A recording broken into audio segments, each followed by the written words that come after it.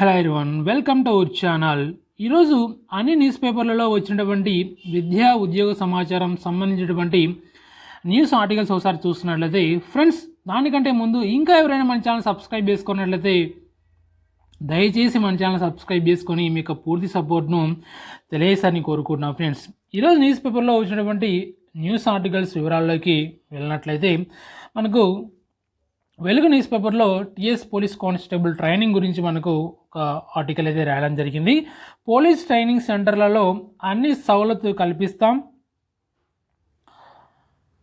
Vikarabad SP Koti Reddy అని మనకి ఇక్కడ ఈ ఆర్టికల్ రూపంలో మనకు రాయడం జరిగింది. జిల్లా పోలీస్ శిక్షణ కేంద్రాన్ని ఎస్పీ కోటిరెడ్డి గురువారం పరిశీలించారు. ఈ సందర్భంగా ఆయన మాట్లాడుతూ త్వరలో జిల్లాకు పోలీస్ అభ్యర్థుల శిక్షణకు రానున్నట్టు చెప్పారు. పోలీస్ సిబ్బందికి వసతులలో ఎలాంటి ఇబ్బంది కలగకుండా అన్ని రకాల సవలతులు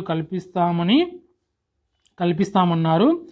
పరేడ్ గ్రౌండ్, బ్యారకులకు తాగునీటి సౌకర్యం, మరుగుదొడ్లు, తరగతి గదులు, వంటగది, క్లాస్ రూమ్స్, బీఓఏసీ ట్రాక్ మొదలైన వాటిని ఆయన పరిశీలించారు. ఆయన వెంట డిటిసి ప్రిన్సిపల్ మురళీధర్ ఉన్నారు.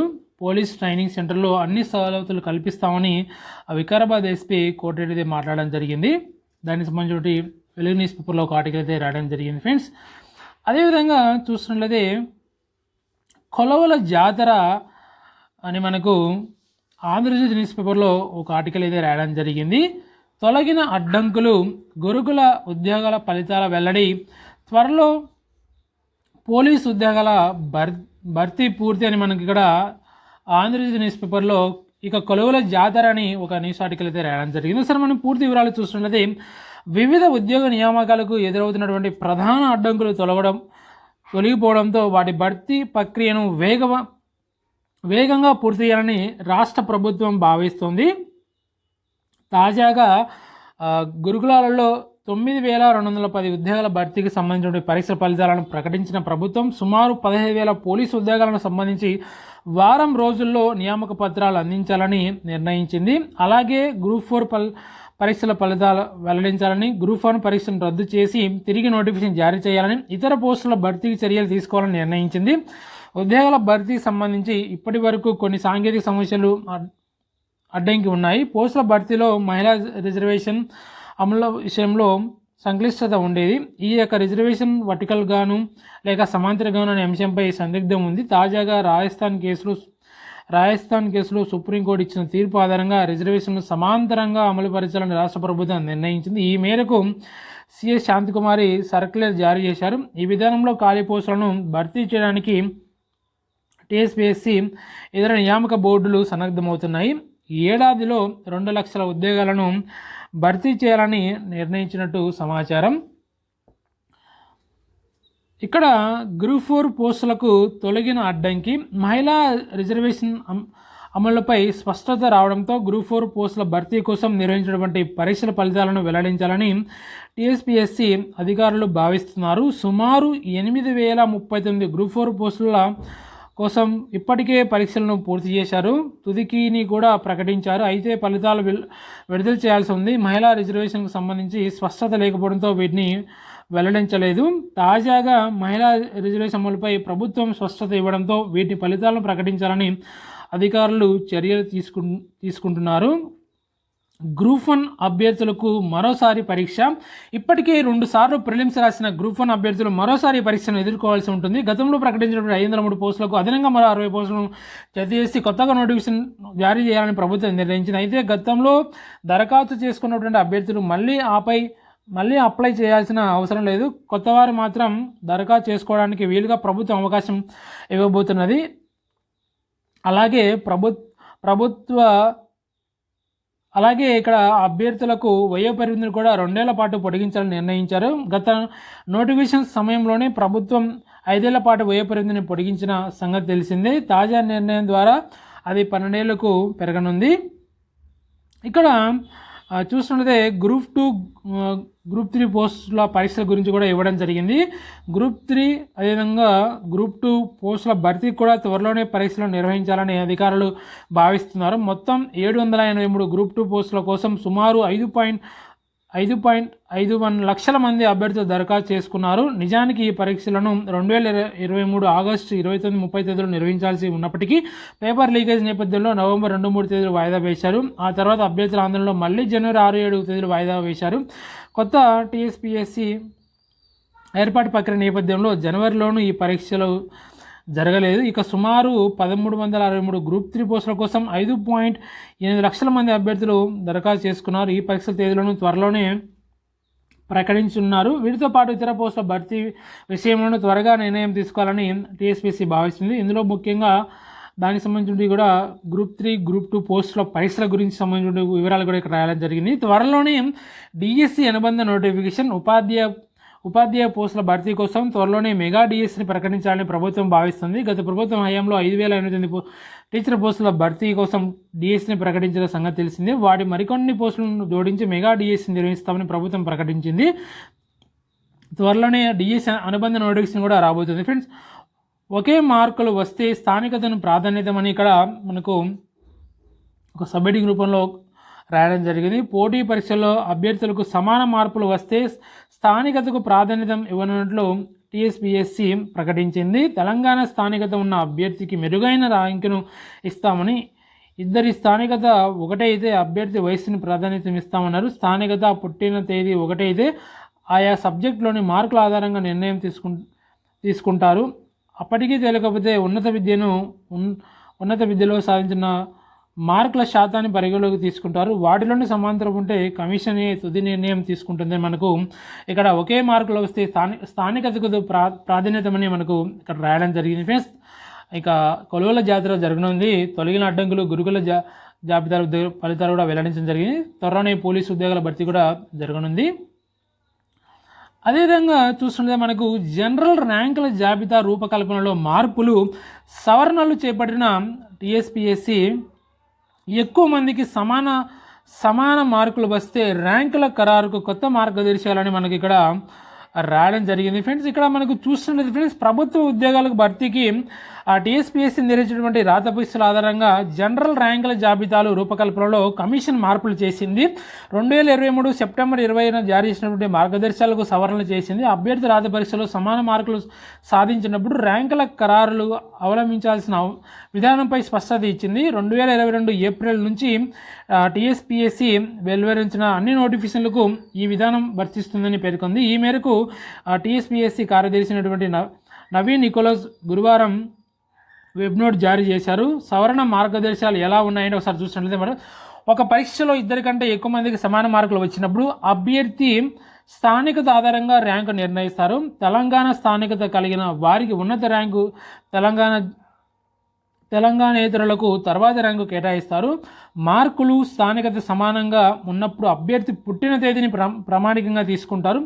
ఎక్కువ వయసున్న అభ్యర్థికి తొలి ర్యాంకు కేటాయిస్తారు. మార్కులు స్థానికత, పుట్టిన తేదీ సమానంగా ఉన్న పక్షంలో ఆ అభ్యర్థికి జనరల్ స్టడీస్ మినహా సబ్జెక్టుల పేపర్లో వచ్చినటువంటి మార్కుల ఆధారంగా ర్యాంక్ నిర్ణయిస్తారు. అన్ని కేటగిరీలను సమానంగా ఉంటే ఆ పోస్టుకు కావాల్సినటువంటి విద్యార్హత పరీక్ష ఉత్తీర్ణత సాధించిన తేదీని ప్రామాణికంగా తీసుకొని ర్యాంక్ ఇస్తారు.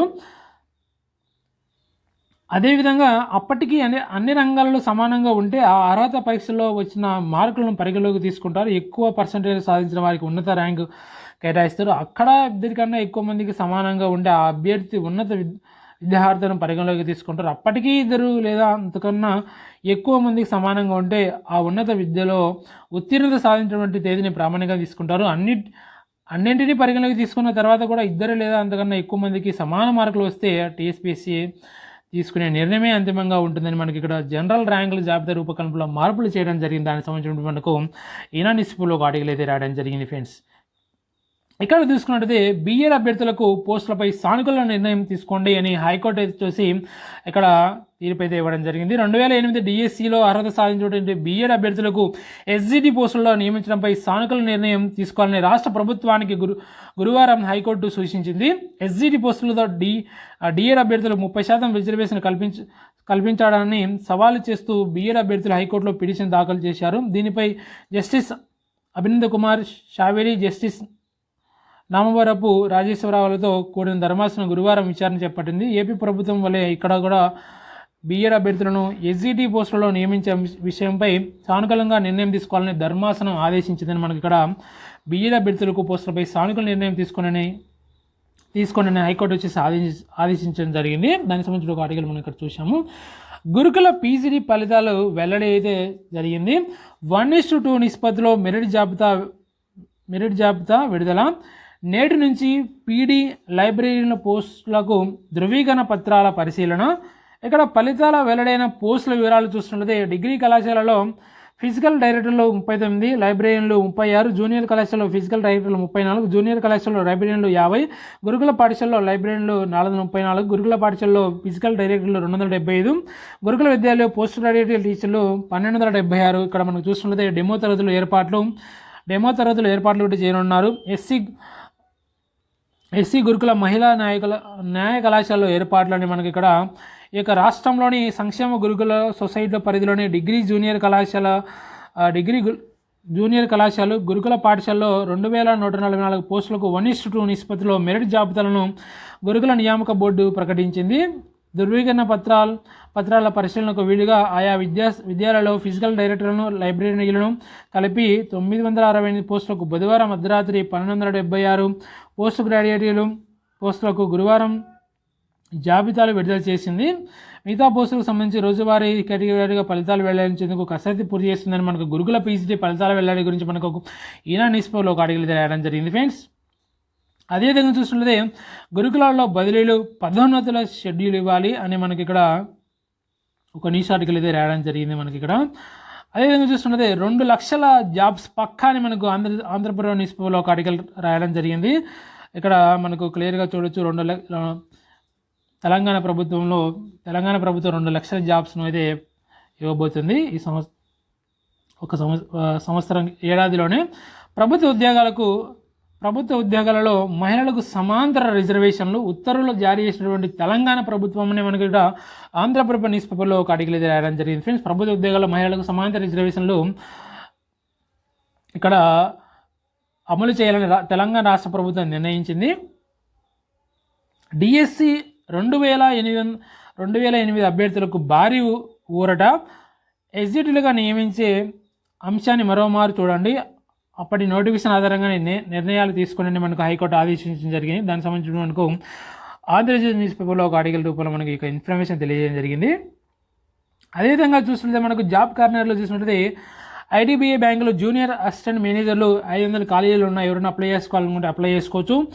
బెల్లులో ట్రైనింగ్ ఇంజనీర్లు 55 ఖాళీలు ఉన్నాయి. ఎవరైనా అప్లై చేసుకోవాల్సుకుంటే అభ్యర్థులు ఇంట్రెస్ట్ ఉన్నటువంటి అభ్యర్థులు అప్లై చేసుకోవచ్చు. అదేవిధంగా ఏపీ ఉపాధ్యాయ అర్హత టెట్ పరీక్షకు నోటిఫికేషన్ జారీ చేయడం జరిగింది. ఎవరైనా ఇంట్రెస్ట్ ఉన్నటువంటి అభ్యర్థులు అప్లై చేసుకోవాలనుకున్నట్లయితే అప్లై చేసుకోవచ్చు ఫ్రెండ్స్. అదేవిధంగా చూసినట్లయితే మహేందర్ రెడ్డిని తప్పించాలి. ఈ ఏపీ వ్యక్తి రామ్మోహన్ రావును సభ్యుడిగా ఎలా నియమించారు? విద్యుత్ సంస్థలలో ఆంధ్ర అధికారుల పెత్తనమేటని ఇక్కడ కవిత ప్రశ్నించడం జరిగింది. దానికి సంబంధించిన ఒక ఆర్టికల్ వేయడం జరిగింది ఇక్కడ. అదేవిధంగా చూస్తున్నట్లయితే మహేందర్ రెడ్డి అవినీతిని అధికారం అయితే డీజీపీని ఎందుకు చేశారు? కవిత కామెంట్లకు మంత్రి కొండా సురేఖ కౌంటర్. ఆయన ఏమైనా మీలా లిక్కర్ స్కాము పేపర్ లీక్ చేశారని సెటైర్ వేయడం జరిగింది.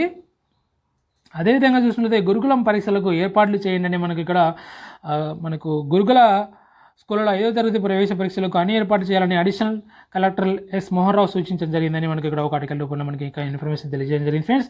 అదేవిధంగా చూస్తున్నది ఉద్యోగుల భర్తీ ప్రక్రియ అవరోధాలతో ఆగిపోద్దని మనకి ఇక్కడ వెలుగు న్యూస్ పేపర్లో ఒక ఆర్టికల్ రూపడం జరిగింది. ఉద్యోగాల భర్తీ ప్రక్రియ అవరోధాలతో ఆగిపోకూడదు, జీవో 55 సవరణ చేయాలి అని మనకి ఇక్కడ మహిళా అభ్యర్థుల భర్తీ ప్రక్రియపై స్పష్టత రావాలి.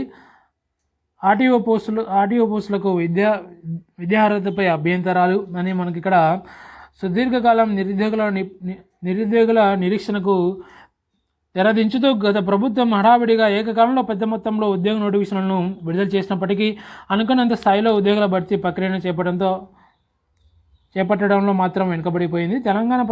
తెలంగాణ పబ్లిక్ సర్వీస్ కమిషన్ ద్వారా నిర్వహించిన పలు పరీక్షలు పేపర్ లీకేజ్ కారణంగా రద్దయ్యాయి. పరీక్ష నిర్వహణపై పలు ప్రశ్నలు సంధిస్తూ కొందరు అభ్యర్థులు కోర్టును ఆశ్రయించడంతో రెండోసారి నిర్వహించినటువంటి గ్రూప్ 1 ప్రిలిమ్స్ పరీక్ష సైతం రద్దయింది. ఇదిలా ఉండగా కోర్టులో ఉన్నటువంటి పలు కేసుల కారణంగా ఇప్పటికీ నిర్వహించాల్సినటువంటి పరీక్ష ఫలితాలు కూడా వెలువడలేదు. ఉద్యోగాల భర్తీ ప్రక్రియ విడుదలతో ఆగిపోకూడదని మనకి ఇక్కడ ఈ యొక్క న్యూస్ ఆర్టికల్ రూపంలో మనకి ఇక్కడ ఇన్ఫర్మేషన్ చేసి తెలియజేయడం జరిగింది ఫ్రెండ్స్. అదేవిధంగా చూస్తుంటే బడ్జెట్ సమావేశ సందర్భంగా గురువారం ఉభయ సభలను ఉద్దేశించి ప్రసంగిస్తున్నటువంటి గవర్నర్ తమిళిసై 2 లక్షల టీఎస్పీఎస్సీ ద్వారా